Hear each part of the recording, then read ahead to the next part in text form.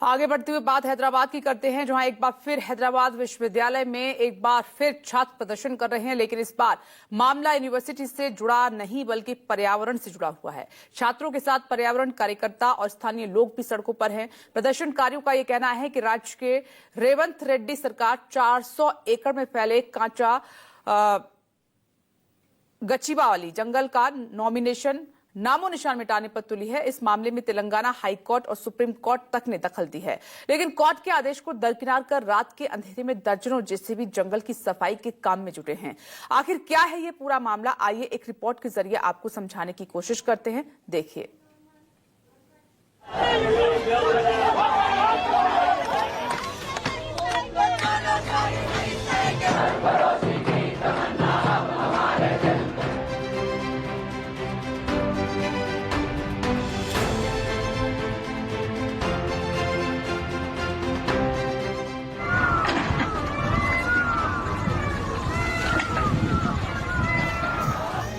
Hyderabad central university के छात्र एक बार फिर सड़कों पर हैं।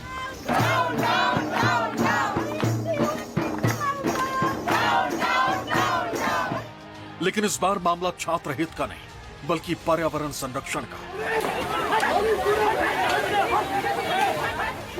रात के अंधेरे में जंगल की छाती पर जेसीबी मशीनें दौड़ रही हैं। रात के अंधेरे में दनादन पेड़ों की कटाई की जा रही है। जंगली जानवर ठिकाने की तलाश में इधर उधर भटक रहे हैं।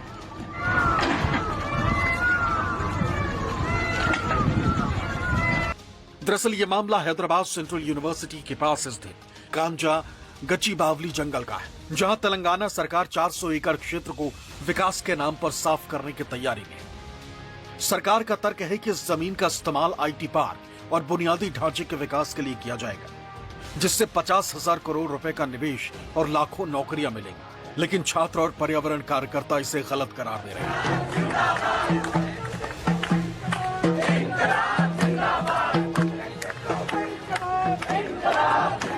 छात्रों और पर्यावरण कार्यकर्ताओं का कहना है कि ये जंगल का क्षेत्र है, जहां कई प्रकार के पेड़ और पौधे और पशु पक्षी रहते हैं। विरोध की एक बड़ी वजह यह भी है कि कई रिपोर्ट्स में दावा किया गया है कि इस इलाके में झीलें और खास तरह के चट्टानें हैं। उनका कहना है कि ये जंगल विश्वविद्यालय से सटा हुआ है और इसका काटा जाना न केवल पर्यावरण को नुकसान पहुंचाएगा बल्कि इलाके की जैव विविधता को भी प्रभावित करेगा। यह मामला तेलंगाना हाईकोर्ट और सुप्रीम कोर्ट तक पहुंच चुका है। तेलंगाना हाईकोर्ट ने पहले ही राज्य सरकार को 3 अप्रैल तक किसी भी प्रकार का निर्माण कार्य रोकने का निर्देश दिया था। यही नहीं, सुप्रीम कोर्ट ने तेलंगाना हाईकोर्ट के रजिस्ट्रार को मौके का दौरा कर तुरंत रिपोर्ट देने का आदेश दिया। साथ ही कोर्ट ने तेलंगाना के मुख्य सचिव को यह सुनिश्चित करने के लिए कहा है कि अगले आदेश तक जंगल में कोई भी पेड़ न काटा जाए। सुप्रीम कोर्ट ने तेलंगाना हाईकोर्ट में चल रही सुनवाई पर रोक नहीं लगाई, लेकिन मामले की गंभीरता को देखते हुए इस पर तुरंत कार्रवाई की जरूरत बताई। लेकिन ये तस्वीरें कोर्ट के आदेश की धज्जियां उड़ाती दिख रही। कोर्ट के आदेश के बावजूद रात के अंधेरे में बड़े पैमाने पर पेड़ों की कटाई की जा रही। दर्जनों जेसीबी मशीनों और ट्रकों के जरिए जंगलों को साफ किया जा रहा है। रात के अंधेरे में जंगली जानवर परेशान हो रहे हैं। हिरण और मोर जैसे पशु पक्षी भाग रहे हैं, लेकिन उन्हें ठिकाना नहीं मिल रहा। विपक्षी पार्टी बीआरएस का आरोप है कि सरकार रियल एस्टेट ब्रोकर की तरह काम कर रही है। राहुल जी इससे पहले जब हैदराबाद सेंट्रल यूनिवर्सिटी आए थे, यहाँ के बच्चों से जब उन्होंने उनको लेके प्रोटेस्ट किया रोहित वेमुला जी के टाइम पे, सुसाइड के टाइम पे, मैं राहुल जी से पूछना चाहता हूँ, आपका वादा था यहाँ पे बच्चों से, छात्रों से कि जब भी कोई आपत है आप यहाँ पे वापस आओगे। आज 20-25 दिन से बच्चे लड़ रहे हैं, उन पे लाठीचार्ज किया जाता है, आपकी पुलिस जुल्म करती है, आपकी गवर्नमेंट हरासमेंट करती है, आप लापता है। इसलिए मैं राहुल जी से पूछना चाहता हूँ, आपकी जो वादा है उसको क्यों आप निभा नहीं पा रहे हो? आज आपकी गवर्नमेंट यहाँ पे रियल एस्टेट ब्रोकर की तरह काम कर रही है, 400 अगर जमीन बेचना चाहती है, आप क्यों नहीं उनको काबू में कर सकते, ये बताइए। और एक बार हैदराबाद सेंट्रल यूनिवर्सिटी आइए, यहाँ की छात्रों के साथ बैठ के पूरा उनको आपका वर्षन देने की कोशिश करिए। आरोपों के उलट तेलंगाना सरकार ने कहा है कि ये जमीन पूरी तरह से राज्य सरकार की है। सरकार के दावों के अनुसार इस जमीन को 2004 में ही राज्य सरकार को सौंप दिया गया था। तेलंगाना सरकार के दावे के मुताबिक इस पूरे क्षेत्र में कोई झील नहीं, इसलिए पानी के स्रोतों को कोई खतरा नहीं।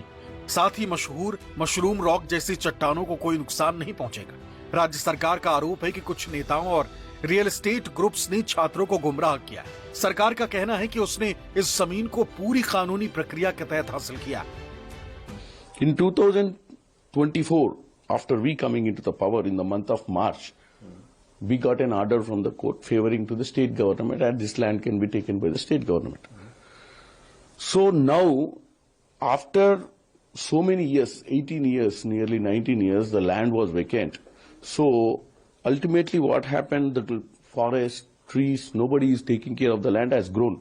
Now these political parties, BRS and BJP, is trying to project as if it is a forest land. Yesterday we have given all the documentation regarding that. This is state government property which has given to the Industrial Development Corporation for further development of the, for court में किसी हाल में कौन सा तो भी मुद्दा लेके सरकार के लिए कुछ न कुछ कष्ट लाने के लिए वो प्रयत्न करेगा, मगर हम लोगों के वास्ते, लोगों का भलाई के वास्ते और हमारे युवाओं के लिए एम्प्लॉयमेंट जनरेट करना, उन लोगों का भलाई देखना अपना फर्ज बनता है। उसके लिए हर चीज हम ये जो लॉ और जो हमारे स्टैट्यूट्स है उसको रेस्पेक्ट देते हुए हम चलेंगे। सेंट्रल यूनिवर्सिटी में आंदोलन जो चल रहा है 400 एकड़ जमीन को लेके, हमारी पार्टी ने यह फैसला किया है कि जैसे हम सत्ता में वापस आते ही 2 साल में हम इसको हैदराबाद के सबसे बड़े इको पार्क में बदल देंगे और बायोडायवर्सिटी जो हब आज वो रह चुका है पिछले कई सालों से, उसको बरकरार रखेंगे। उसको will ensure that every single inch of land is protected for the future generations of Hyderabad because it's a precious lung space.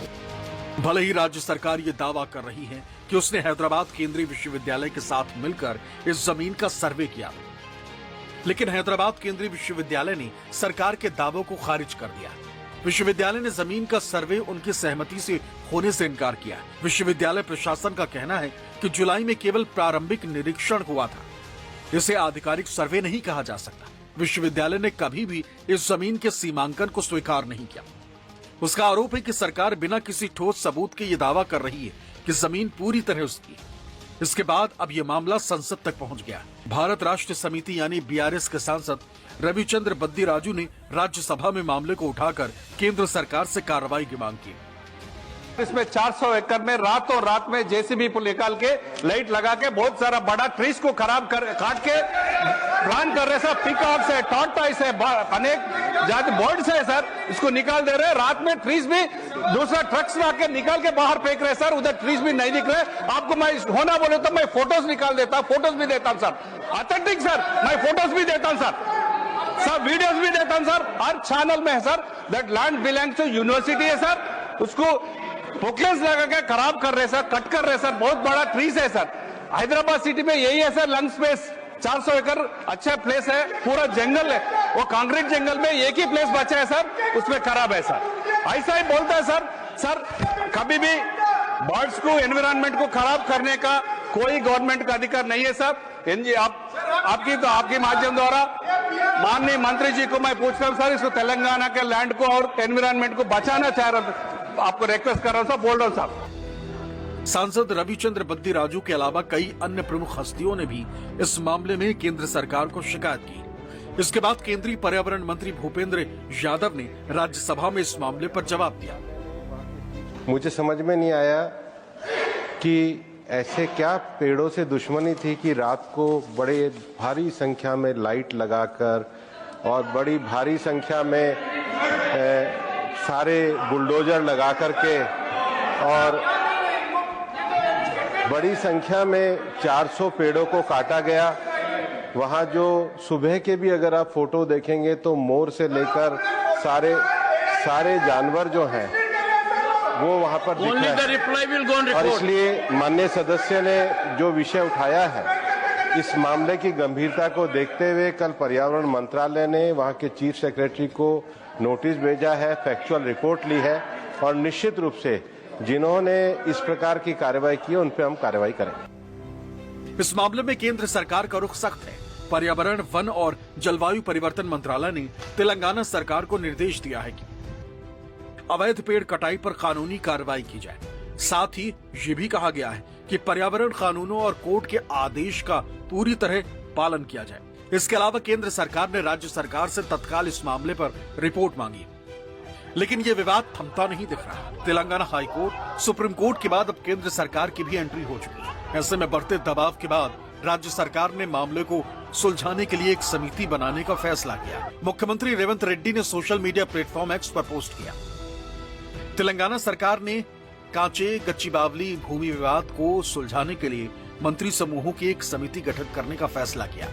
ये समिति हैदराबाद केंद्रीय विश्वविद्यालय, जीएसी और सिविल सोसाइटी ग्रुप्स, छात्र प्रतिनिधि मंडल और सभी हितधारकों के साथ बातचीत कर मामले को सुलझाएगी। तेलंगाना सरकार को कड़ी आलोचना का सामना करना पड़ रहा है। मामला सुप्रीम कोर्ट और हाई कोर्ट दोनों में है, लेकिन राज्य सरकार के रुख से लगता नहीं है कि वो इस मामले में पीछे हटने को तैयार है। ऐसे में सवाल यह है कि क्या सुप्रीम कोर्ट का आदेश सख्ती से लागू होगा या 400 एकड़ का जैव विविधता वाला वन क्षेत्र राजनीतिक और आर्थिक हित की भेंट चढ़ जाएगी। Bureau report, news 24।